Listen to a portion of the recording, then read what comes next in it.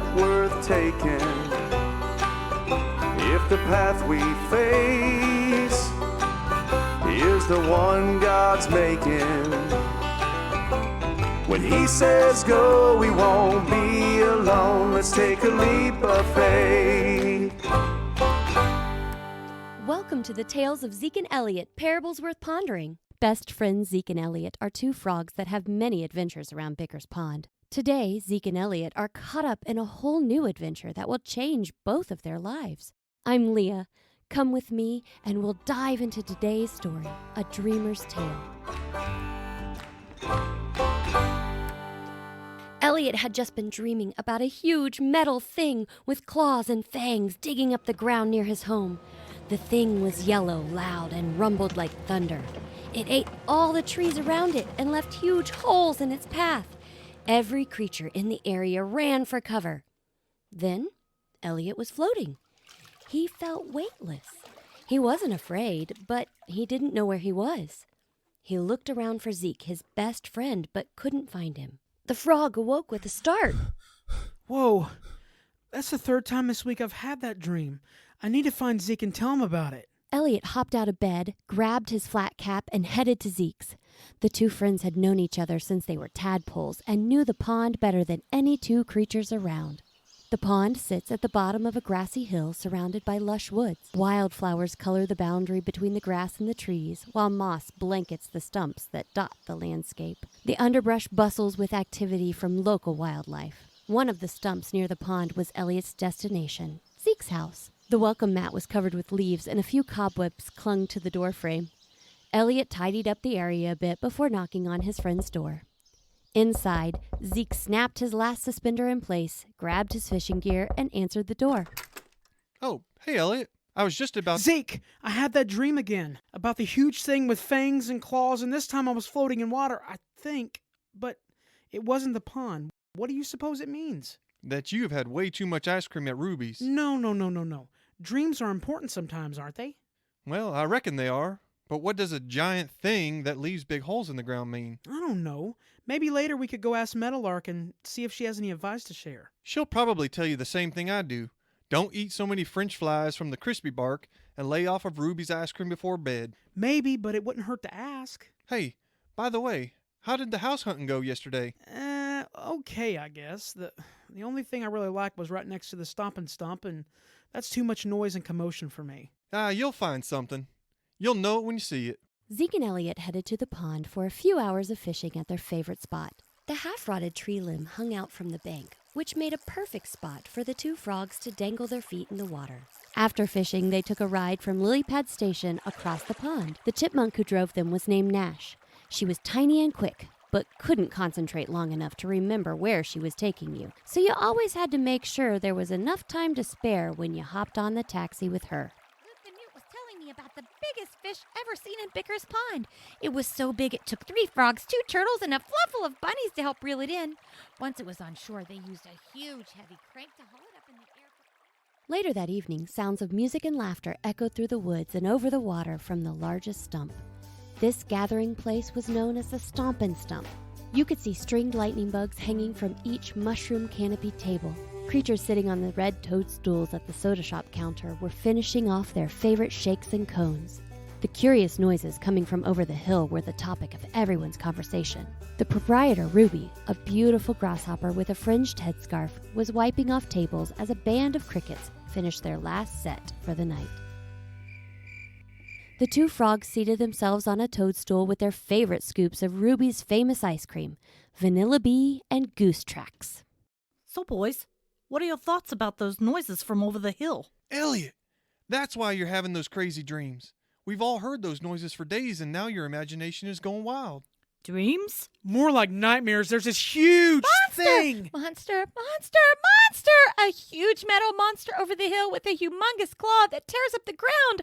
We're all doomed. Run for your lives! No, it's true. I overheard the Nutcrackers talking about it. You've got to listen to me. They said the thing has dug a giant pit. I'll show you. I can prove it. As Nash scurried out the door, Ruby turned, laughing to the frogs. But Elliot wasn't laughing. He had turned as white as a dandelion puff. Darling, you okay? You don't look so good. Oh, sure, yeah, I'll be okay. Thanks, Ruby. Zeke, did you hear what she said?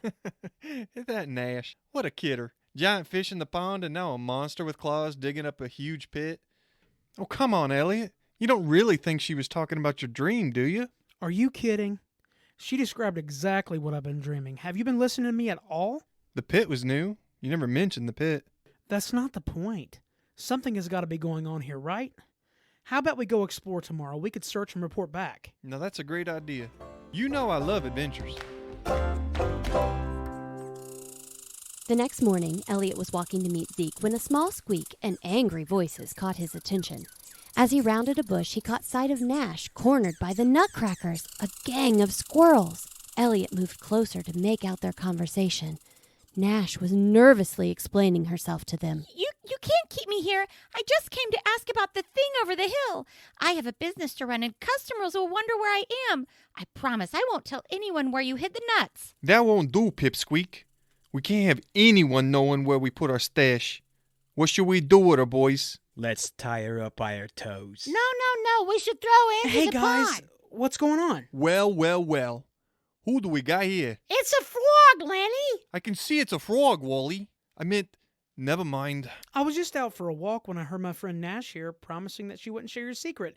Maybe you could just let her go. Yeah, I promise I won't say a word. So we'll just mosey on out of here and leave you all alone. Zip it, Jumpin' Jack. Why don't you hop along out of here? We can't let them leave, Nutbrain. They both know where our stash is now. No, I don't. And even if I did, what would I do with it? Eat it, duh. Frogs don't eat nuts, Walnut. But chipmunks do. Hey, where did she... Wally, you let it go. Al, tie up Frog Legs here and we'll take him to the pit. The pit? Oh. Nash ran back to the pond as fast as her tiny legs would take her. She nearly bowled over Zeke, sending them tumbling into the cattails. Zeke, Elliot, the squirrels, the nuts, the squirrels, they've got him. They have tied him up and they're taking him to the pit where the thing is. We've got to go. We've got to save him. Oh, not the thing again. Elliot's meeting me here to go exploring. By this time, other creatures had heard the commotion and gathered to hear Nash's tall tale. Meadowlark, a brown and white speckled bird, flew into the crowd. She raised her wings, getting everyone's attention. I just saw Elliot being led up the hill by Lenny and his gang. He was blindfolded and tied up. They're taking him to the pit. Nash, we need to stay calm. Why have the Nutcrackers kidnapped him? The stash. They think we stole it. They were going to throw me in the pond and then they called him Frog Legs. They were going to tie me up on my toes. Nash, you're okay. Let's rescue Elliot first, then we can figure out the rest later. Yeah, let's go. This is what we do to those who steal from us. You'll learn to keep your mouth shut, Frog Face. Come on, guys, this has gone far enough. This isn't funny. Where are we? You're in the pit. Quiet, Al. Come on, gang. Put the lid on and let's get out of here. We've got to find a new hiding spot for our stash. Elliot looked up through the tiny holes left in the lid. The sides of the pit were slick and blue. How am I going to get out of here? The pond creatures had banded together, headed up the hill and across the meadow to find their friend. They followed Meadowlark as she flew low to guide them. Suddenly, from out of the tall grass, the search party crashed into the gang of squirrels. Hey, watch where you're going. Yeah. Where's Elliot? What have you done with him? Hey, it's another frog. I can see that, Wally. Out of our way. We don't know what you're talking about. Yeah, we don't know what you're talking about. Yes, you do. Now take me to my friend. Zeke, we don't need their help with directions, but they are coming with us until we know Elliot is safe. Elliot had begun jumping against the walls of the pit, making it wobble until he was able to knock it over. Tumbling out, he landed on a gritty substance. He looked back on his prison to discover it was just a tall blue bucket. Covered in sand, he tried dusting himself off, but it wasn't working. He looked around and saw sunlight gleaming from water nearby. It looked different from the pond. It was crystal clear, but there were no creatures swimming beneath the surface. He cautiously approached, dipped his toe in the water, and the sand washed away. he decided to take a leap of faith and jump in. Zeke charged ahead in search of his friend. The rescuers came upon a large box filled with sand. In the center of the sand was a blue bucket laying on its side. Zeke ran over to the bucket and saw it was empty.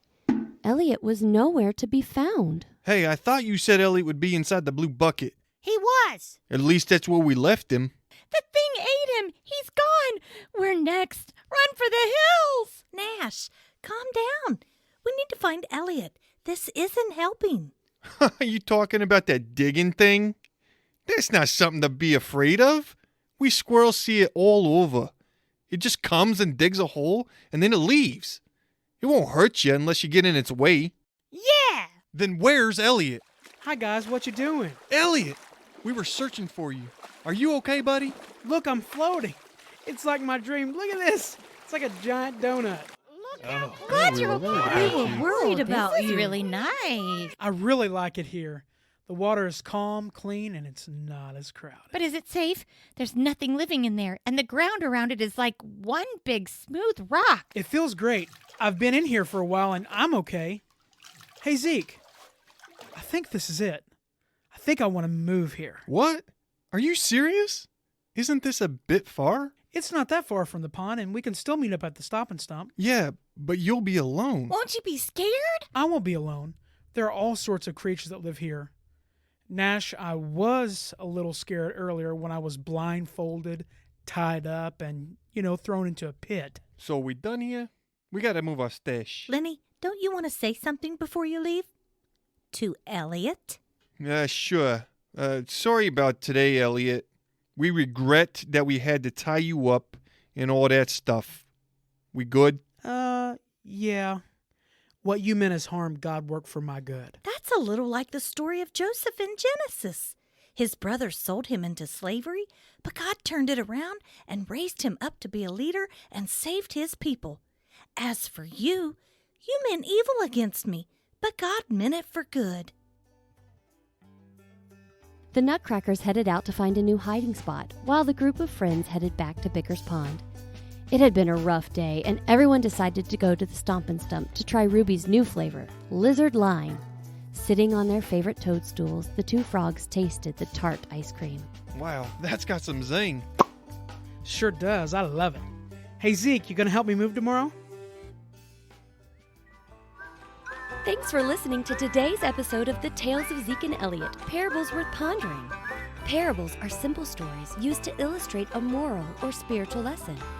Our parable today is loosely based on the history of Joseph, found in the Bible, chapters 37 through 50 of Genesis. Joseph was a dreamer, and his life was full of hardships and adventures. However, God used every twist and turn for good.